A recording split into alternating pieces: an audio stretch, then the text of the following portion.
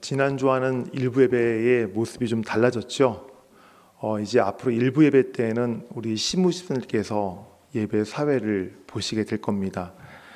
이렇게 한 이유는 가능하면 우리 교회 모든 성도들이 예배에 참여하는 그런 예배자가 되었으면 좋겠다 싶은 바람으로 우리 장로님들은 계속 이제 대표기도 하시지만 우리 시무집사님께서는 이제 주일날 새벽 예배 대표기도 정도 하시고 이제 마시더라고요. 그래서 우리 시무집사님들 더 기도 많이 하시고 또 정말 적극적인 예배의 참여자가 되기를 바라는 마음으로 오늘부터 시무집사님들 일부 예배 사회를 부탁드렸고 오늘 홍성 집사님부터 시작을 했습니다. 기도하는 가운데 우리 시무집사님들 이제 이 자리에 쓸 텐데요. 기도 많이 해주시고 우리 정말로 이 예배가 정말 하나가 되는 그런 복된 예배가 되기를 바랍니다. 광고 시간 드렸지만 지난 목요일 우리 또 교회에서 노회가 있었습니다. 노회 때 섬겨주신 우리 귀하신 분들 너무 감사합니다. 노회가 있기 몇 주 전부터 식사, 간식, 청소, 행정적인 것들을 준비하시느라고 우리 교회 성도들께서 너무 많은 고생을 하셨어요. 그래서 그 고생하시는 가운데에도 고생만 하신 것이 아니라 기도하면서 준비하셔가지고 하나님께서 우리 교회에서 노회가 정말 아름답고 은혜롭게 잘 시작되고 마칠 수 있도록 그렇게 은혜를 주셨습니다. 우리 성도님들 너무 감사드립니다. 우리 교회 노회가 할 수 있도록 기도해 주시고 도와주신 성도님들께 다시 한번 감사드립니다. 기도드리겠습니다. 하나님 아버지, 이제 주의 말씀을 전하고자 합니다. 전하는 제 입술과 제 마음과 우리 성도의 마음을 성령 하나님 주장하여 주시옵시고 이 시간 주님보다 먼저 나서고 싶은 마음, 먼저 나서고 싶은 모습들을 다 주님 억눌러 주시고 오로지 예수 그리스도의 그 모습만, 하나님의 그 복된 말씀만 이 시간 드러나게 하여 주시옵소서. 예수님의 이름으로 기도드립니다. 아멘.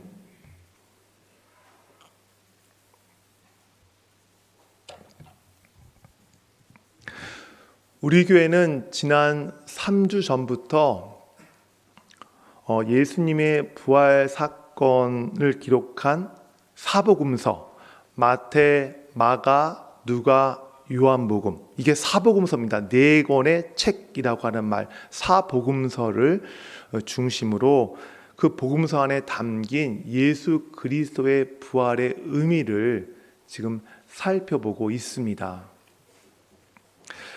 아마 어떤 성도님들 가운데에는 어차피 사복음서에 예수님의 부활의 그 기록들이 다 있는데 그 중에 한 권만, 성경 한 권만 택해서 부활의 의미를 살펴보면 될 텐데 굳이 마태복음, 마가복음, 누가복음, 요한복음 이 4권의 복음서에 있는 이 부활의 의미들을 다 살펴볼 필요가 있냐는 그러한 생각을 하시는 분도 계실 줄 압니다.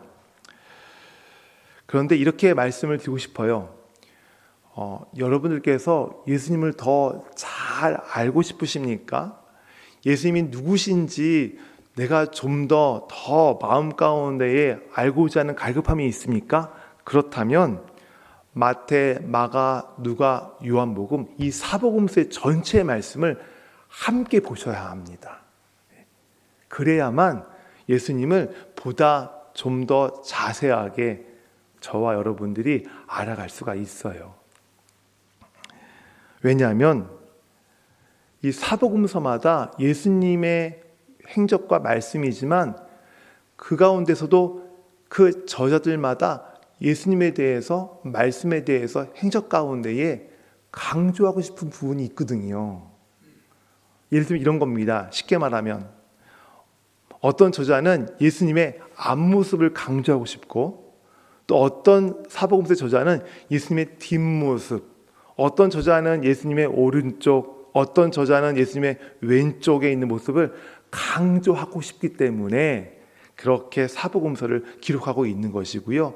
그래서 사복음서를 저와 여러분이 같이 함께 읽어야 하는 것입니다. 그래서 이번에 60일 신학성 읽기 가운데에 여러분 그 마태, 마가, 누가, 요한복음을 아마 찾아가며 읽으셨을 거예요. 차례대로 읽지 않으시고. 그게 얼마나 유익한 성경 읽기 방법인지 모릅니다. 예. 마태복음에 있는 말씀, 누가복음에 있는 말씀을 서로 비교해 가면서 이렇게 말씀하셨네, 이렇게 하셨구나라는 것들을 여러분이 아마 좀 더 잘 아는 그러한 시간이 되었을 것입니다. 제가 방금 사복음서마다 예수님에 대해서 강조하고 싶은 것이 있다라고 말씀을 드렸죠. 그 각각의 복음서마다 예수님에 대해서 강조하고 싶은 것이 이것입니다. 마태복음은 임마누엘, 우리와 함께 하시는 하나님, 임마누엘. 마태복음 1장과 그리고 마태복음 28장에 보면 똑같이 임마누엘의 의미가 같이 나와요. 임마누엘 하나님을 강조하고 있고요. 마태복음 다음에 뭐예요? 마가복음. 이 마가복음은 뭐예요? 이 땅에 고난으로 오신 하나님의 아들 예수 그리스도를 강조하고 있고, 또 마태, 마가, 누가복음에서는 하나님의 말씀을 강조하고 있어요. 그러다 보니까 각각의 사복음서가 강조하는 부분들이 있다 보니 조금씩 예수님의 말씀과 행적들이 다른 것입니다. 그래서 우리가 예수님에 대해서 알고 싶으면 그 사복음서 전체를 우리가 함께 읽어야 하는 것이에요. 지금까지 우리가 살펴보고 있는 부활 사건도 마찬가지입니다. 어느 사복음서에 있는 한 권의 부활 사건만 보면 그건 단적인 부활 사건만 우리가 이해하게 되는 것입니다. 그래서 사복음서에 나와 있는 그 사복음서가 강조하고 있는 그 강조와 부활 사건을 연결시켜서 지금 우리가 함께 부활 사건에 담긴 의미들을 살펴보고 있는 중입니다. 그래서 여러분들에게 이 시간들이 그냥 무료한 시간이 아니라 아주 유익하고 은혜가 되는 시간이 되기를 간절히 소원합니다. 오늘은 사복음서의 마지막, 사복음서 마태, 마가, 누가, 요한복음이 사복음서입니다. 그 사복음서 중에 마지막 성경인 요한복음에서 예수 부활 사건이 우리에게 어떤 의미를 주는가를 이제 살펴보고자 합니다. 앞서 말씀드렸지만 요한복음도요, 다른 사복음서와 마찬가지로 강조하는 그런 특별한 그런 내용이 있어요. 그 내용이 무엇인가를 먼저 살펴보는 것이 요한복음에 기록된 예수 그리스도의 부활 사건이 우리에게 어떤 의미를 주는가를 좀 더 잘 이해할 수 있게 될 것입니다. 자, 그러면 요한복음이 특별히 강조하고 있는 것이 무엇일까를 우리가 한번 살펴보려고 합니다. 요한복음 1장과 3절, 4절에 이 점이 요한복음의 강조점이에요. 말씀 있나요? 띄워주시겠어요? 우리 같이 읽겠습니다. 시작. 만물이 그로 말미암아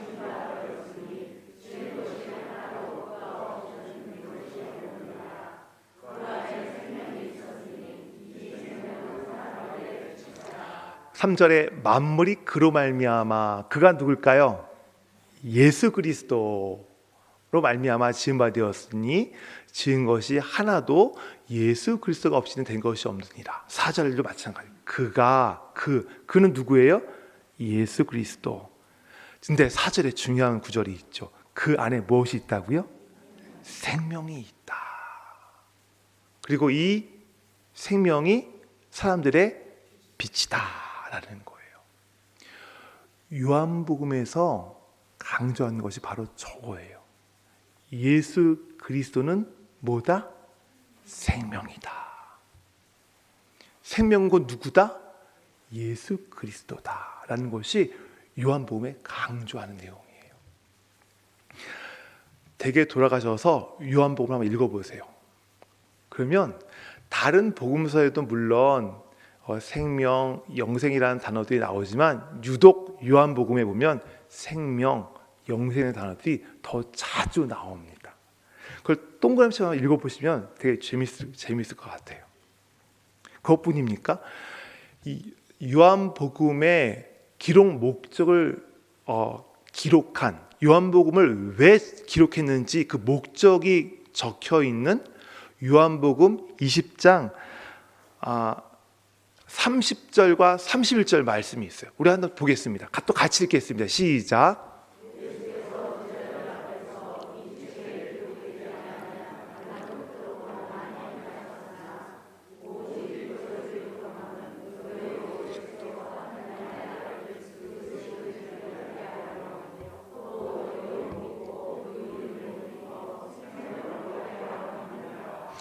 뭘 얻게 하려 한다고요? 생명. 예. 요한복음에 강조하는 핵심 내용은 생명이에요. 생명. 예수 그리스도는 누구다? 생명이다. 생명은 누구다? 예수 그리스도다라는 것이 요한복음의 강조점이에요. 오늘 주보 제목을 보셨습니까? 주보 제목, 오늘 설교 제목이 뭡니까? 부활, 하나님의 새 창조. 이상하죠? 어떻게 예수 그리스도, 생명이신 예수 그리스도와 그 새 창조가 연결지어질 수 있을까를 아마 여러분 궁금하실 것 같아요. 예수님, 부활하신 예수님과 새 창조가 어떻게 연결될 수 있을까? 아마 궁금하실 텐데, 이 요한복음에 보면요, 이 생명이신 예수님이 계신 곳에, 그분이 계신 곳에 새로운 창조, 새 창조가 일어나게 될 것이라는 것을 미리 보여주는 장면들이 있어요. 그 장면 중에 첫 번째 장면이 어떤 장면이냐면 바로 가나의 혼인잔치 장면이에요. 예수님이 거기서 어떤 일들을 일으키세요? 모르세요? 뭘 변해서 뭘로 만드시죠? 예, 물을, 사람들이 식사하기 전에 손을 닦는 그 허드렛 물을 변화시켜서 뭐로 만듭니까? 제일 가장 좋은, 정말 좋은 포도주로 예수님이 변화시키시잖아요. 요한복음에 이것을 예수님의 첫 번째 표적이라고 기록하고 있는데, 예수님은 이 표적을 통해서 예수님은 그의 영광을 나타내셨어요. 그리고 그 물이 변하여 포도주가 되는 새 창조잖아요. 창조하는 곳이잖아요. 그 새롭게 변화되어지는 것, 새롭게 창조하는 그 장본이 누구다? 바로 나 예수다 라는 것을 보여주셨고요. 바로 그 예수 그리스도를 믿는 자들에게는 물이 변하여 포도주가 되는 새 창조가 있게 될 것이다 라는 것을 우리에게 가르쳐 주셨어요. 성도 여러분, 예수님은 누구라고요? 생명입니다. 그 생명이 있는 곳에 무엇이 일어난다고요? 새 창조가 일어나요. 그러면 새 창조가 있는 곳에 누가 계실까요? 예수 그리스도가 계신 거예요. 바로 생명이 되신 예수 그리스도가 계신 거예요.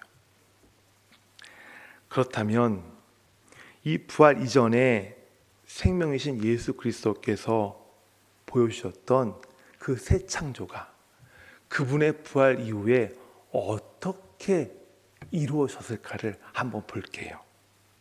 오늘 본문 20장 1절부터 10절에 보면 세 명의 인물이 등장합니다. 누구입니까? 시몬 베드로, 그리고 누구죠?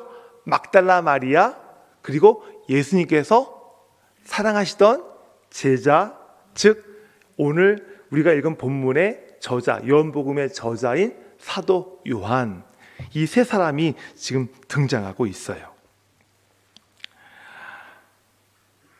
부활하신 예수님으로 인해서 이 세 사람들에게 새 창조가 일어났어요. 그런데 이들이 새 창조를 받기 전에 어떤 사람들이었는가를 우리가 좀 알아야 될 필요가 있어요. 첫째, 막달라 마리아. 누구예요? 한때 7 귀신 들렸던 여자입니다. 아주 험한 꼴을 당했던 여자예요. 그러나 예수님 만나서 예수님에 의해서 이제 치유가 온전케 된 여인이죠. 그런데 이 막달라 마리아가 살던 이 당시의 사회가 어떤 사회인지 아십니까? 여기 계신 우리 여자 성도님들 죄송합니다만 그 당시에 이 막달라 마리아 살던 이 시대의 시대 상황은 여자는 인간 취급도 못 받던 시대였어요. 차별받고 그냥 아주 홀대하고 무시하는 그런 시대가 바로 이 시대였어요.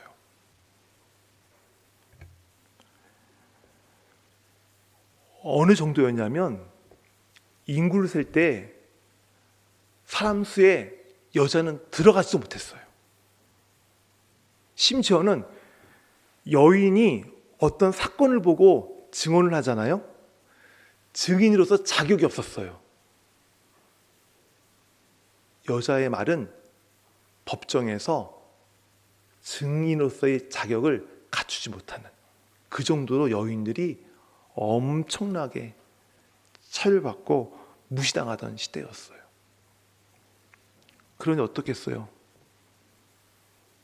이 막달라 마리아 얼마나 이 평범한 이 막달라라는 마을에 살던 여인인데 이 평범한 여인이 얼마나 그 당시에 주눅들고 자신감 없고 늘 다른 사람 눈치나 보는 그러한 삶을 그 당시에 살고 있는 그 다른 여자들과 다름없이 그런 삶을 살고 있지 않았겠습니까? 그런 여인이었어요, 막달라 마리아가. 베드로 보세요.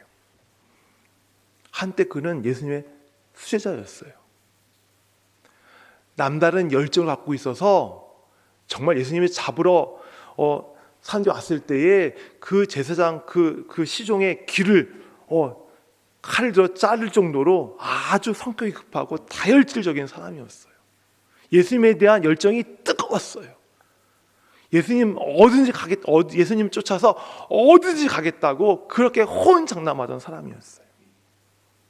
그렇게 장담했던 사람이 어떻게 돼요?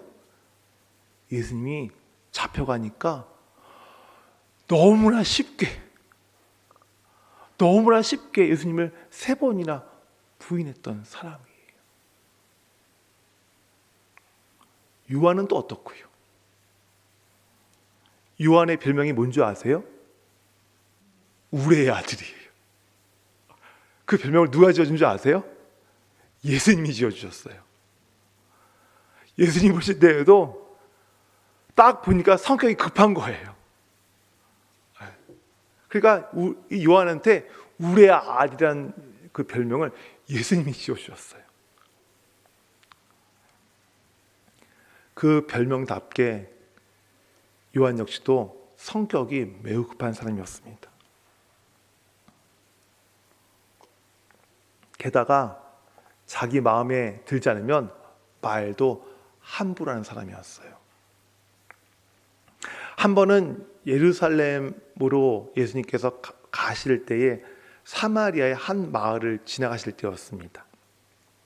그 마을 사람들이 예수님을 받아들이지 않았어요. 그러자 그 요한이 예수님께 뭐라고 했습니까? 이렇게 얘기했죠. 주여, 우리가 불을 명하여 하늘부터 내려 저들을 멸하기를 원하십니까? 그 말했다가 예수님 때 엄청 혼났죠. 이 정도로 냉정한 사람이었어요.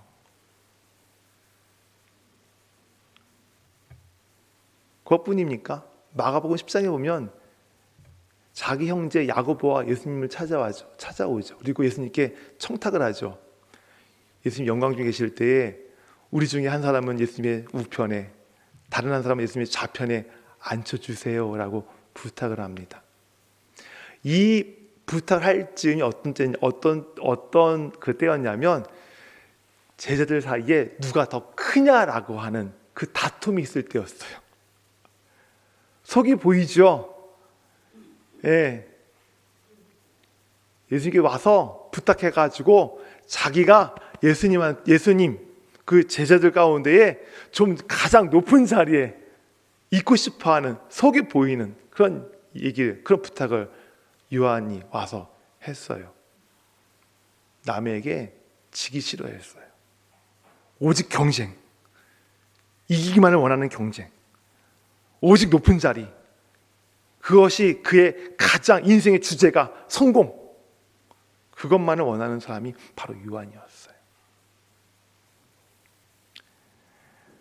사회로부터 무시당하고 차별당하던 여인 중에 한 사람이었던 막달라 마리아. 예수님의 수제자임에도 불구하고 예수님을 배신했던 베드로.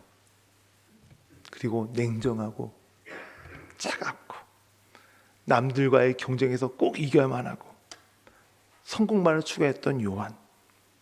이들이 이랬는데 예수 그리스도의 부활로 말미암아 이들이 새 창조가 되었어요. 마치 물이 변하여 포도주가 되는 것처럼 새롭게 창조가 되었어요. 어떻게 창조가 되었어요? 막달라 마리아.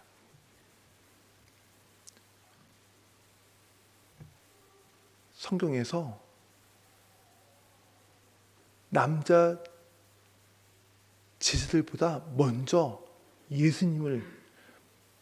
부활하신 예수님을 먼저 만나는 부활의 증인이 되었어요. 증인이 뭐예요? 자신이 알고 있는 것을 숨기지 않고 어느 상황에서든지 얘기하는 것이, 고백하고 말하는 것이 증인이에요.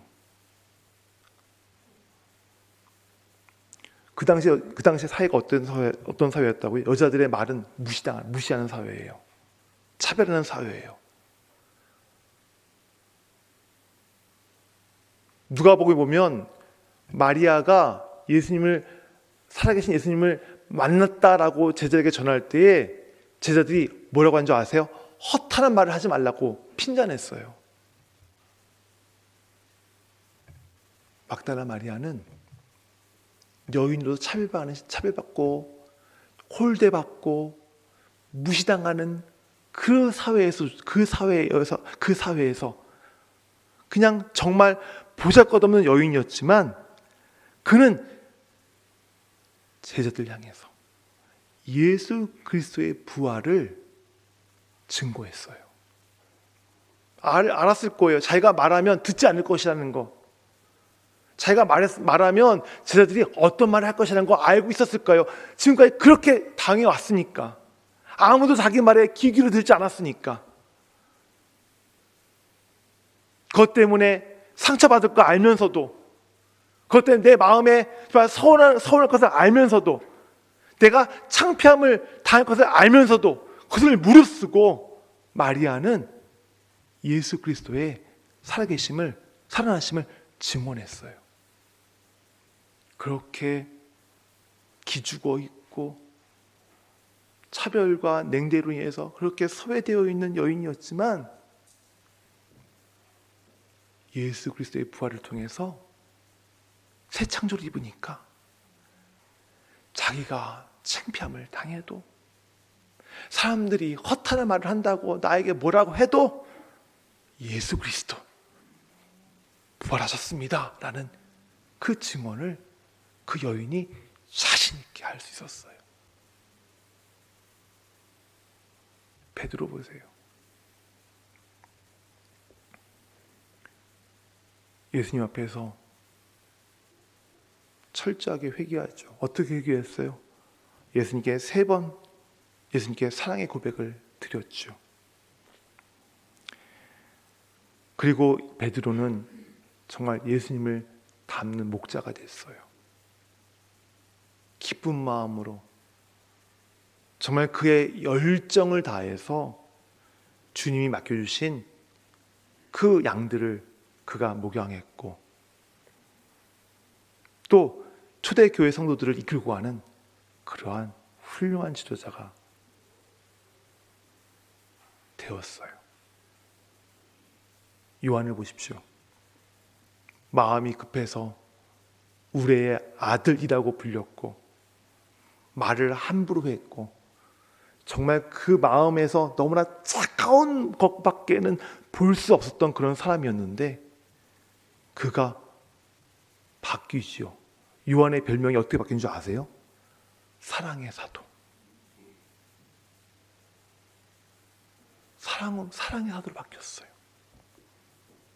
부활하신 예수님에 의해서 새롭게 창조되니까, 그 안에 생명신 예수님이 거하시니까 새롭게 창조되어 사랑의 사도가 되었어요.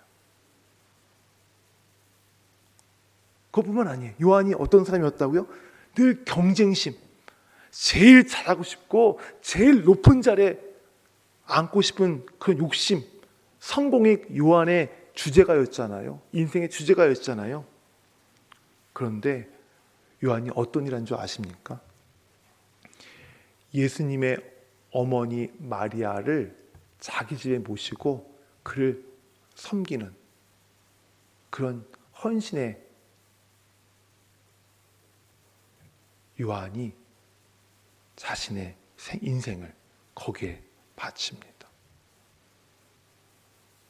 예전 같으면 내가 먼저 가서 말씀 전해야 되는데, 내가 먼저 나가서 최고의 사도가 되어야 되는데 라고 했을 거예요. 그런데 예수님을 통해서 변화되니까 예수님의 어머니 마리아를 집에 모실 때 사도로서 역할을 못하잖아요. 그 일들을 못하잖아요. 못하고 어머니를 모셔야 되는 거잖아요. 그럼에도 불구하고 아랑곳하지 않았어요. 자기의 그 어머니, 예수님의 어머니 마리아를 돌본 일에 자기의 시간과 자기의 에너지를 헌신했어요.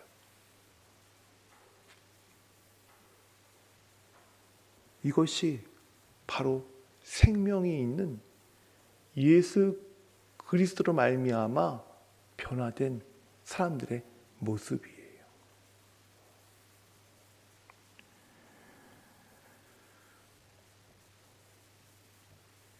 부활하신 예수님, 그분에 의해서 새 창조가 되어지면 그 사람이 아무리 천대받는 사람일지라도, 아무리 그의 능력이 미약할지라도, 그의 성격이 너무나 급해서 사람들로부터 정말 인정받지 못할지라도, 그가 어떤 위치에 있든지 어떤 자리에 있든지 어떤 역할을 하든지 하나님은 그를 새롭게 창조하시고 그 사람의 약한 부분을 덮어주시고 그를 사용하여 하나님의 나라를 세워 가십니다.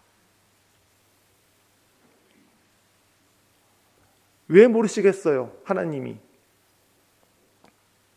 우리의 연약함, 우리가 잘 못하는 것, 우리의 하고 있는 역할이 얼마나 미천한 것인지 왜 모르시겠어요? 하지만 하나님께서는 우리의 그러한, 하나님이 아시는 우리에 관한 모든 것들을 다 덮어주시고 그의 생명으로 덮어주시고 그 생명을 통해서 우리가 교회를 세우는 일에, 가정을 세우는 일에, 그리고 이 땅 가운데 하나님의 나라를 세워가는 일에 저와 여러분을 사용해 가십니다. 성도 여러분, 여러분에게 예수님의 생명이 있습니까? 여러분 안에 예수님의 생명이 있기 때문에 여러분들은 예수님에 의해서 새 창조된 존재임을 믿으십니까? 그래요. 여러분 자신을 보세요. 제 자신을 봐도 우리 성도들을 모양할 만큼 그런 능력이 되지 못해요.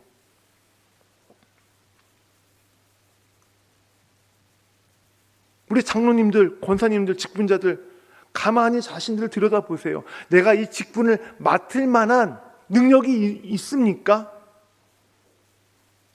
우리 가정에 계신 부모님들 보세요. 주님 주신 그 자녀들을 내가 양육할 만한 그런 능력을 갖고 있습니까? 그런데 내 안에 생명이신 예수 그리스도가 들어오시니까 그 생명이 나의 인생에 유한한 생명을 덮어주실 뿐만 아니라 나의 연약함, 나의 모난 성격, 나의 미천함, 나의 성급함, 이 모든 것들을 그 생명으로 마저 덮어주시고, 나는 비록 약하지만 나를 들어 교회를 세워가시고 직분을 세워가시고 가정을 세워가고 계시지 않으십니까?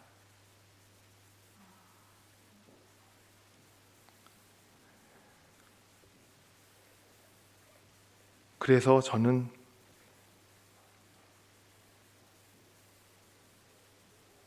이러한 생명이신 예수 그리스도를 저와 여러분이 닮기를 원합니다. 우리 주변, 우리 교회에 완전한 성도가 어디 있습니까? 완전 무결한 성도가 어디 있습니까? 흠이 없는 성도가 어디 있습니까? 여러분 가정 남편과 아내 볼 때에 완벽한 남편 있습니까? 완벽한 아내 있습니까? 완벽한 자녀 있습니까? 하나님은 그런 완벽하지 못한 그런 남편, 아내, 목사, 장로, 권사, 부모를 통해서 가정을 세워가시고 교회를 세워가시고 이 땅에 하는 나라를 세워가시는데 우리가 뭔데? 내가 뭔데? 다른 사람의 연약함을 들춰냅니까? 내가 뭔데? 다른 사람의 부족함을 들춰냅니까?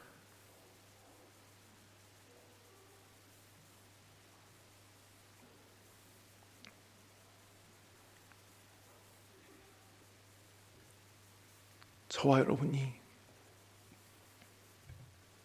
제 안에, 여러분의 안에 있는 예수 그리스도, 그 생명이신 예수 그리스도 닮아서 그분처럼